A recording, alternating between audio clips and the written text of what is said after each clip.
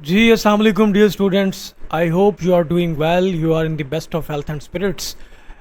आज हम बात करने जा रहे हैं AD LDA म्यूनसिपल ऑफिसर या चीफ ऑफिसर का जो पेपर हुआ है 27 तारीख को, उसके बारे में। और आप ये यूँ समझें कि इसको हमने अच्छे तरीके से समअप करना है ताकि आपको आइडिया हो जाए कि पेपर जो बनता है किस तरह से बनता है। फिर एक सवाल को आप एज ए टॉपिक कैसे लेके जाएं, क्योंकि एक सवाल को आपने एक सवाल के तौर पे डील नहीं करना, बल्कि आपने एक सवाल को एक टॉपिक के तौर पे डील करेंगे। इस तरह पास्ट पेपर्स को सॉल्व करेंगे तो आपके लिए इतनी आसानी हो जाएगी कि कमीशन कहीं से भी कोई डायमेंशन घुमा के अगर आपसे एक सवाल से कुछ पूछना चाहे तो it would be just like a piece of cake for you. Understand जी। चलें, अभी हमने इस पेपर के बारे में डिस्कशन करनी है जो कि assistant director Lahore development authority का चीफ ऑफिसर म्यूनसिपल ऑफिसर का क्लब्ड पेपर हुआ था। इसकी आईडी थी 139 और ये 27 तारीख को जो है ना मॉर्निंग के अंदर हेल्ड हुआ था। राइट, चलें जी। पहला सवाल हमारे पास है कि फर्स्ट अमीर हज, पहले अमीर हज कौन थे? आपको पता है कि हज 9 हिजरी में फ़र्ज़ हुआ था। अभी दूसरा क्वेश्चन बन गया इसमें से, हज 9 हिजरी में फ़र्ज़ हुआ था और पहला हज के तौर पे अमीर या लीडर जो भेजा गए थे वो हज़रत अबू बकर सिद्दीक़ रज़ी अल्लाह ताला अन्हु थे। इनको नबी अकरम सल्लल्लाहु अलैहि वसल्लम ने पहले अमीर हज के तौर पे भेजा। इन्होंने वहाँ पे जाके फिर खुतबा भी दिया कि आइंदा के बाद ये जो अरब तवाफ़ करते हैं बरहना होकर बग़ैर कपड़ों के, तो उसकी भी ममानियत कर दी गई। और हज का रुकन आज़म जो है वो वकूफ़ अरफ़ा है। अरफ़ा के अंदर जो करते हैं स्टे 9 ज़िलहज को, तो वो क्या होता है जी, वो वकूफ़ अरफ़ा है, वो हज का रुकन आज़म है। राइट, तो ये इसमें इम्पॉर्टेंट है।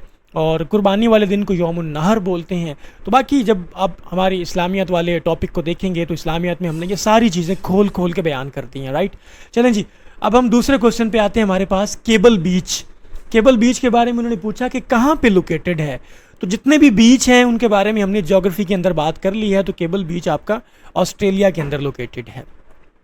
फिर सांगर डिस्ट्रिक्ट है। सांगर डिस्ट्रिक्ट फेमस क्यों है? हुर मुजाहिदीन के हवाले से ये बहुत फेमस है। राइट, उसके बाद एक पंक्चुएशन थी। पंक्चुएशन के रूल्स क्या हैं we have in detail discussed in English portion, लेकिन फिर भी आपको बता दूं कि my aunt who is a doctor या who lives in Karachi is a doctor, ये बिल्कुल ये कॉमा यूज़ होता है बिल्कुल छोटे से उसके लिए वक्फे के लिए। ठीक है, मेरी आंटी जो कि डॉक्टर है कराची में रहती हैं। अब 3 वक्फों के अंदर उसने ये बात की, इसलिए पंक्चुएशन इस तरह यूज़ हुई है।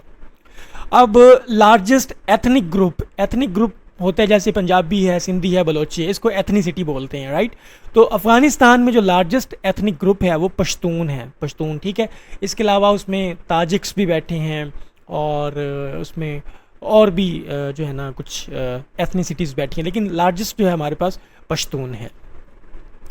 Who refuse to Quaid to take message about Kashmir issue, जब हिंदुस्तान ने अपनी फ़ौजें कश्मीर के अंदर उतार दी पार्टीशन के बाद, तो डेफिनेटली उन्होंने मिलिट्री एक्शन ले लिया। तो पाकिस्तान के लिए भी ज़रूरी था कि कश्मीरियों की हिमायत करते हुए अपनी भी मिलिट्री वहाँ पे उतारता।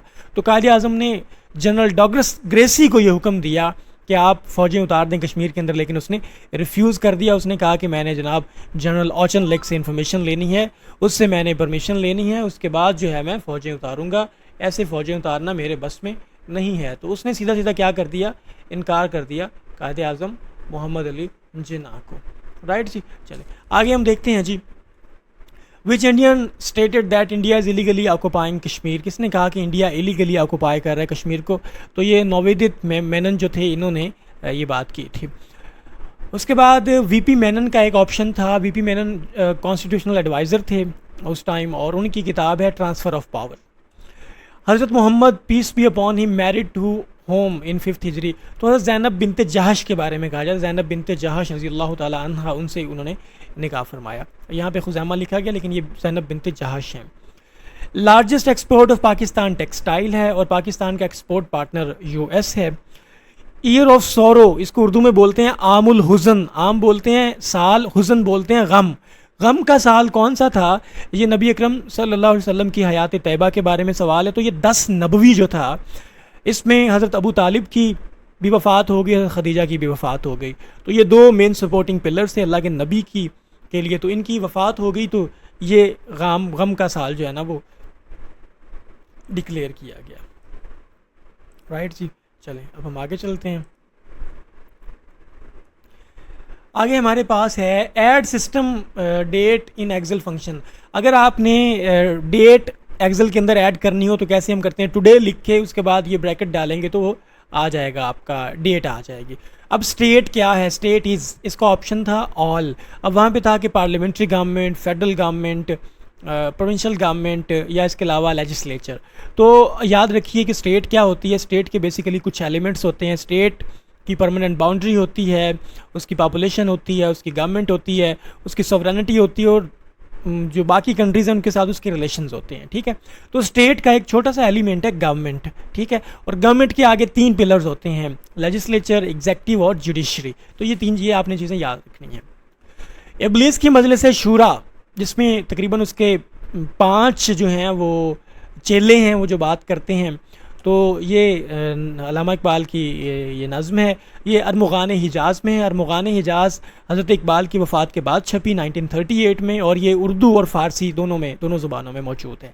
ठीक है, तो ये पोस्टह्यूमसली छपी थी अरमुगान हिजाज़। उसमें इब्लीस की मजलिस शूरा है। वो फरमाते हैं कि इसमें क्या शक है कि मोहकम है ये इब्लीसी निज़ाम, पुख्तर इससे हुए खुए ग़ुलामी में अवाम।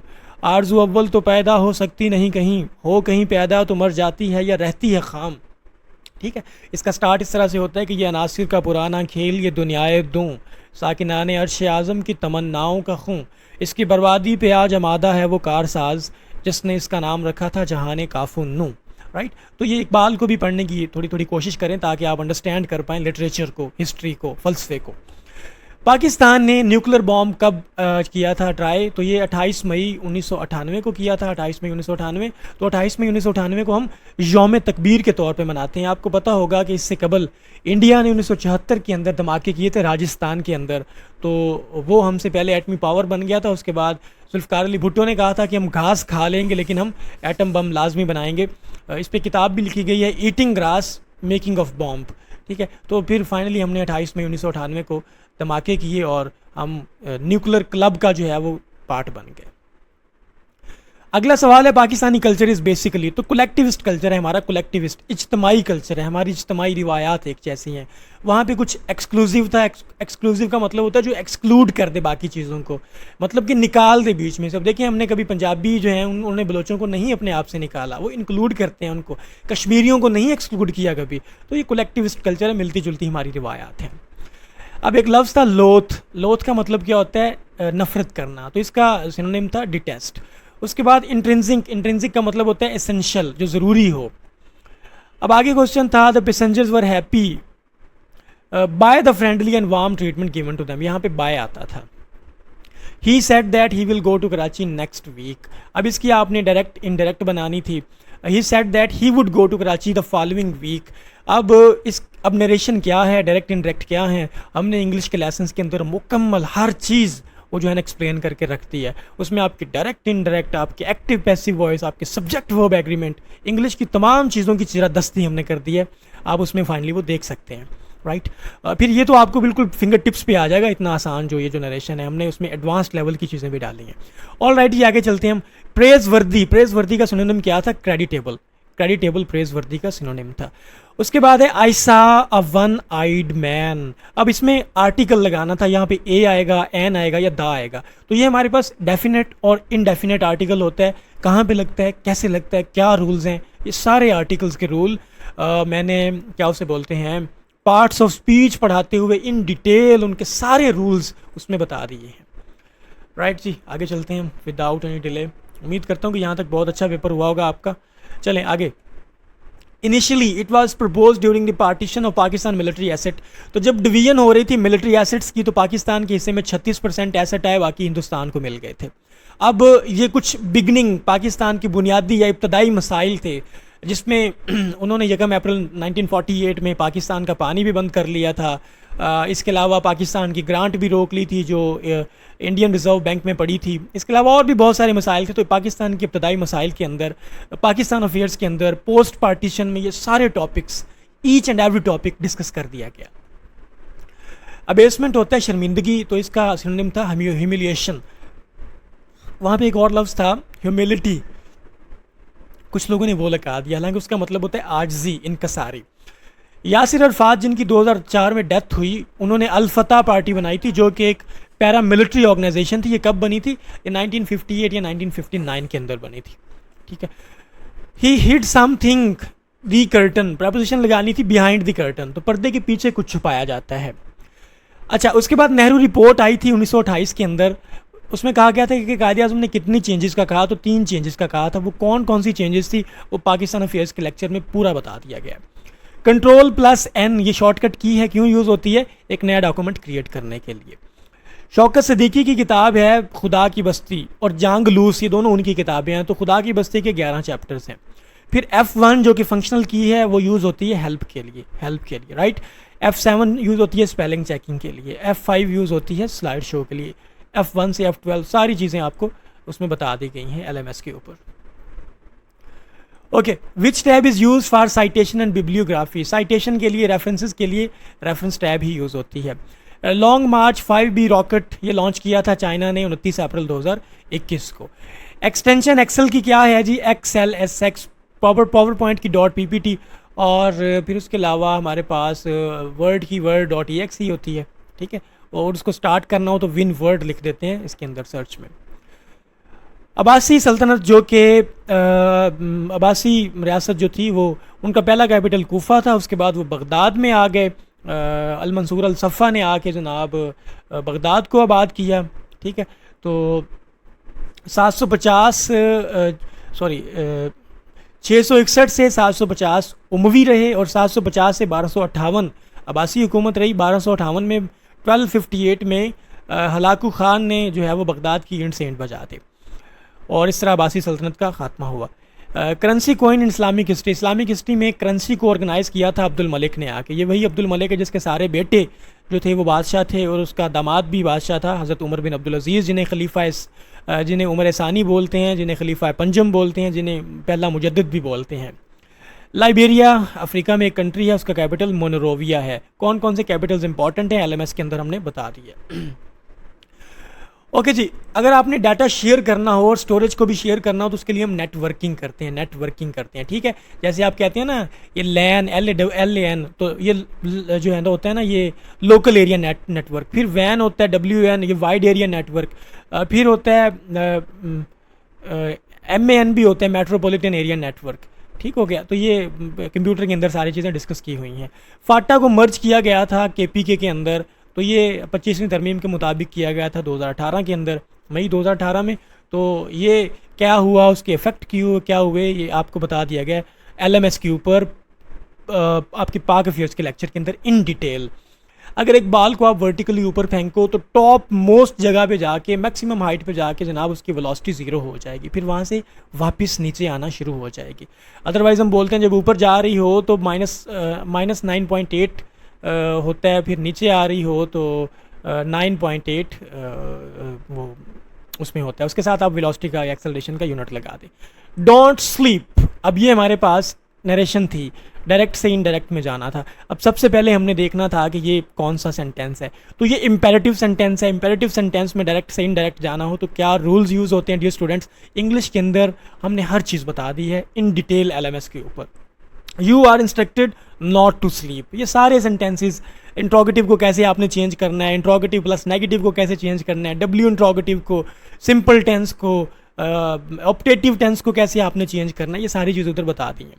सिंध सागर दोआब कहाँ पे है, तो ये इंडस और झेलम के दरमियान है। सागर बोलते हैं झेलम को, सिंध आपके पास इंडस ही है। फिर कभी कभार रचना दोआब पूछता है तो वो रावी और चिनाब के दरमियान है। एक्चुअली दोआब होता है दो दरियाओं के दरमियान जो जगह होती है वो उसको दोआब बोलते हैं, राइट।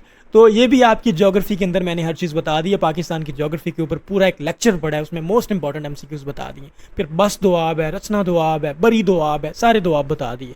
अब लॉन्गेस्ट टेन्योर किस वायसराय का है, तो ये लॉर्ड लिनलिथगो का है। इसके बारे में कमीशन एक और सवाल पूछता है, वो ये है कि किस लॉर्ड वायसराय ने अगस्त ऑफर की थी, तो ये लॉर्ड लिनलिथगो था, राइट। टोटल 23 वायसरायज थे। फिर पहला वायसराय कौन था, आखिरी कौन था, पेनल्टीमेट वायसराय कौन था, ये सारी चीज़ें आपके पाकिस्तान अफेयर्स में आपके LMS के ऊपर अपलोड कर दी गई हैं।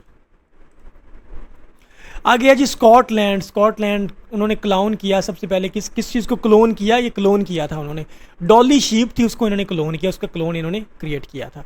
जब एटमॉस्फेरिक प्रेशर कम हो जाता है तो ये किस चीज़ की निशानी है, ये विंड की, मतलब कि कोई आंधी आने वाली है, तेज़ हवाएं चलने वाली हैं। ये आपकी जनरल साइंस के अंदर सारी चीज़ें डिस्कस की हुई हैं। विंड क्या होती है, हरिकेन क्या होता है, टोर्नेडो क्या होता है, सी ब्रीज क्या होती हैं, लैंड ब्रीज क्या होती हैं, ये सारी चीज़ें। उसके बाद फंक्शन कीज़ किसे बोलते हैं, तो F1 से F12 तक जितनी कीज़ हैं ये सारी की सारी फंक्शन कीज़ होती हैं। हज़रत याकूब अलैहिस्सलाम के कितने बेटे थे, 12 बेटे थे, और ये यूसुफ़ अलैहिस्सलाम का किस्सा है। यूसुफ़ अलैहिस्सलाम, सूरह यूसुफ़ को आसनुल कसस कहा जाता है, और ये हज़रत याकूब कहाँ पे थे, किना के अंदर मौजूद थे उस time. A piece of cloth will do for a turban, इसका मतलब ये था कि एक छोटा सा कपड़ा जो है वो पगड़ी का काम देगा। डू फॉर, ये हमारे पास एक फ्रेज़ यूज़ होता है। Okay, which is the deepest file, तो इसमें कंप्यूटर इसका जवाब आता था। कैसे आता था? ओके जी, बाबुल इस्लाम कह किसे कहते हैं, बाबुल इस्लाम सिंध को बोलते हैं। इसको बाबुल इस्लाम इस वजह से बोलते हैं, बाब बोलते हैं दरवाज़ा, तो सिंध ही वो प्रोविंस है जिस दरवाजे से मुसलमान एंटर हुए थे। 712 में आपको याद होगा मोहम्मद बिन कासिम यहाँ पे तशरीफ़ लाए थे, राजा दाहर को शिकस्त दी थी उन्होंने, ठीक है। और फिर फाइनली ये भी सारी चीज़ें आपकी पार्टीशन के अंदर बता दी हैं पाकिस्तान अफेयर्स के अंदर। कांग्रेस ने कौन कौन सी राउंड टेबल कॉन्फ्रेंस नहीं अटेंड की थी, पहली और तीसरी नहीं की थी। पहली इस वजह से नहीं की थी, गांधी जी डांडी मार्च कर रहे थे और सिविल नाफरमानी की तहरीक चली हुई थी, इसलिए बहुत सारे लोग जेलों में बंद थे कांग्रेस के, इसलिए नहीं जा सके पहली राउंड टेबल कॉन्फ्रेंस में। फिर उसके बाद गांधी इरवन एक्ट हो गया, गांधी ने इरवन के साथ एक पैक्ट कर लिया, उसके तहत कांग्रेस के लोगों को रिहा कर दिया गया। फिर दूसरी राउंड टेबल कॉन्फ्रेंस में आए ये लोग, लेकिन तीसरी बिल्कुल नाकाम हो गई, उसमें कांग्रेस वाले नहीं आए। तो पाकिस्तान अफेयर्स में ये सारी चीज़ें बताई हैं जो LMS के ऊपर आपका पूरा का पूरा सेशन मौजूद है। डियर स्टूडेंट्स, इतने कम पैसों में शायद कोई अकेडमी आपको जो है ना वो पूरा सेशन दे शायद। बुरहान वानी कश्मीरी फ्रीडम फाइटर थे, 2016 में इनकी शहादत हुई। गंडा सिंह बॉर्डर जो है ये फ़िरोज़पुर और कसूर के दरमियान है। पाकिस्तान के बॉर्डर पाकिस्तान की जोग्राफी में कहाँ कहाँ पे हैं, लाइन ऑफ कंट्रोल क्या है, ग्रीन लाइन क्या है, सर क्रीक लाइन क्या है, इसके अलावा ड्यूरेंट लाइन क्या है, गोल्ड स्मिथ लाइन क्या है, ये सारी की सारी चीज़ें पाकिस्तान की जोग्राफी के अंदर मैंने LMS के ऊपर अपलोड कर दी हैं। इफ़ यू गो देयर आपको ये सारी चीज़ें वहाँ पे मिलेंगी, और मैक्सिमम क्वेश्चंस हमारे पढ़ाए हुए सेशन में से आए हैं। ओके, फार्मूला कीज़ एंड उन्होंने कहा कि फार्मूला एंटर करते वक्त कौन सी हम सिंबल यूज़ करते हैं। सबसे पहले इक्वल का साइन होता है, उसके बाद आप छोटी ब्रैकेट को यूज़ करते हैं। वो कहता है कि एक्सेल के अंदर अगर आपने नई लाइन ऐड करनी हो तो Alt प्लस एंटर करते हैं, एक नई लाइन ऐड हो जाती है, राइट। उसके बाद है जी verb noun ending with ING। वो वर्बल नाउन जो ING पे ख़त्म होता है वो क्या होता है, जेरेंड होता है, ठीक है। जेरेंड को हम वर्बल नाउन भी बोलते हैं। ये यूँ समझें कि ये नाउन का काम देता है। जैसे मैं अगर कहूँ walking is good for health, अब देखिए ING आ गया है, लेकिन ये वॉकिंग नाउन का काम दे रहा है कि वॉक जो है वो सेहत के लिए बहुत अच्छी है। अंडरस्टैंड जी। चले, ये जेरेंड क्या होता है, इन्फिनेटिव क्या होता है, प्रेजेंट पार्टिसिपल क्या है, डियर स्टूडेंट्स, सारी की सारी चीज़ें आपके इंग्लिश के अंदर डिस्कस हो चुकी हैं। ये चीज़ें आपके लिए बिल्कुल हलवा होनी थी अगर आपने LMS का वो सारा सेशन सुन लिया होता इन टाइम। उसके बाद है जी पूना पैक्ट क्या था। पूना पैक्ट एक्चुअली हुआ था, जो अछूत थे, जो अनटचेबल्स थे, जो दलित्स थे, उनको रिप्रेजेंटेशन देने के लिए कॉन्स्टिट्यूशन के अंदर और इलेक्शन के अंदर ये पूना पैक्ट हुआ था। ये BR अम्बेडकर ने किया था, डॉक्टर भीमराव अम्बेडकर, जो कि इंडिया के कॉन्स्टिट्यूशन के फादर भी हैं। ये अछूत थे और बड़े इंटेलेक्चुअल आदमी थे, इन्होंने पूना पैक्ट किया था और अनटचेबल्स, दलित्स, अछूत, शूदर के हकूक़ के लिए ये खड़े हुए थे। पूना पैक्ट कब हुआ, इसकी सारी डिटेल फर्दर आपको पाक अफेयर्स में मिल जाएगी। First admiral of Pakistan navy, तो पाकिस्तान अफेयर्स का जो हमारा पहला लेक्चर था उसके अंदर ये सवाल मैंने लिखवा दिया था कि पाकिस्तान की जो रॉयल पाक नेवी थी उसका पहला एडमिरल कौन था, जो रॉयल पाक एयरफोर्स थी उसका पीरी केन था, जो रॉयल पाक आर्मी थी उस टाइम उसका पहला जो है वो चीफ कौन था। तो ये सारी चीज़ें वहाँ पे दी हुई थी। तो ये जेफर्ड जेम्स थे। ऑब्जेक्टिव रेजोल्यूशन के ऊपर बड़ी लंबी चौड़ी बात हुई है। तो ऑब्जेक्टिव रेजोल्यूशन में ये पूछा गया था कि किस तरह की गवर्नमेंट का कहा गया कि कैसी गवर्नमेंट बनेगी, तो डेमोक्रेसी बनेगी। तो फंड ऑन दी, इसमें एक स्टेटमेंट थी कि we want to formulate a state on the basis of the fundamental principles of democracy, right. चले, कौन सी ऑर्गेनाइजेशन जो है वो प्रमोट करती है ट्रेड और फॉरेन इन्वेस्टमेंट को? ये वर्ल्ड ट्रेड ऑर्गेनाइजेशन है जो कि बनी थी 1995 के अंदर, और ये आप यूँ कह लो कि इसका बुनियादी मकसद ये था कि लिबरलाइज़ करे ट्रेड को और फॉरेन इन्वेस्टमेंट को। इसके बारे में सवाल और बनता है कि चाइना ने इसकी पार्टनरशिप, इसमें मेंबरशिप कब ली? तो 2001 के अंदर। अफ़गानिस्तान ने कब ली? ये 2 दफ़ा पूछा गया सवाल, आपने खुद सर्च करना है। फर्स्ट एशियन गेम कहाँ पे हुई थी डियर स्टूडेंट? तो न्यू दिल्ली में हुई थी 1950s के अंदर। कसर नमाज क्यों पढ़ी जाती है? जो ट्रैवलर होता है, जो मुसाफिर होता है, वो कसर नमाज़ पढ़ता है। कसर का मतलब होता है शॉर्ट करना। अब नमाज इस्तिस्का क्या होती है, नमाज कसूफ़ क्या होती है, नमाज खसूफ़ क्या होती है, ये सारी चीज़ें इस्लामियात के अंदर हमने डिस्कस कर दी हैं, जो कि LMS के ऊपर अवेलेबल है। डियर स्टूडेंट्स, मैं आपको इस वजह से बार बार ये बता रहा हूँ कि बिल्कुल एक बेयर मिनिमम अमाउंट पे हमने आप लोगों की जो है वो मैक्सिमम लर्निंग के लिए, आपकी मैक्सिमम इंटेलेक्चुअल डेवलपमेंट के लिए हमने इतने state of the art lectures record करके वहाँ पे रख दिए हैं, फिर उसके साथ मॉक्स भी रख दिए हैं हमने LMS के ऊपर, ताकि आप डियर स्टूडेंट्स जो फाइनेंशियल हर्डल्स का सामना कर रहे हैं वो बिल्कुल उनके लिए आसानी हो जाए पढ़ने में, राइट जी। तो अभी आपकी ड्यूटी है कि LMS के बारे में आप ख़ुद भी उससे फ़ायदा उठाएं और अपने दोस्तों को भी फ़ायदा दें उससे। ओके जी, उसके बाद है जी यू शुड पुट। अब पुट के बाद प्रपोजिशन थी तो पुट बाय था। पुट बाय का मतलब होता है महफूज कर लेना कोई चीज़, मतलब कि मुश्किल, रेनी डे बोलते हैं मुश्किल दिनों के। आपको चाहिए कि मुश्किल दिनों के लिए कुछ ना कुछ जो है वो खाना पीना ज़ख़ीरा कर लें, तो पुट बाय होता है या ले बाय होता है, दोनों ठीक है। लाइटनिंग रॉड किसने इन्वेंट किए थे? तो बेंजामिन फ्रैंकलिन, अमेरिकन थे, उन्होंने किए थे। ओके जी, वो कौन सा ऑप्शन है जो कि नई प्रेजेंटेशन को क्रिएट करने के लिए यूज़ होता है, लेकिन उसमें अवेलेबल कलर्स और ग्राफिक्स पहले से मौजूद होते हैं? तो डिज़ाइन टेम्पलेट होती है। एनिमेशन स्कीम एक इसका जवाब था, वो ये होता है कि आप मूवमेंट इफेक्ट्स अगर लगाना चाहते हैं ना इमेजेस पे, कि इमेज थोड़ी मूव करती नज़र आए, टेक्स्ट आपको मूव करता नज़र आए, तो वो एनिमेशन स्कीम होती है आपकी पावर पॉइंट के अंदर।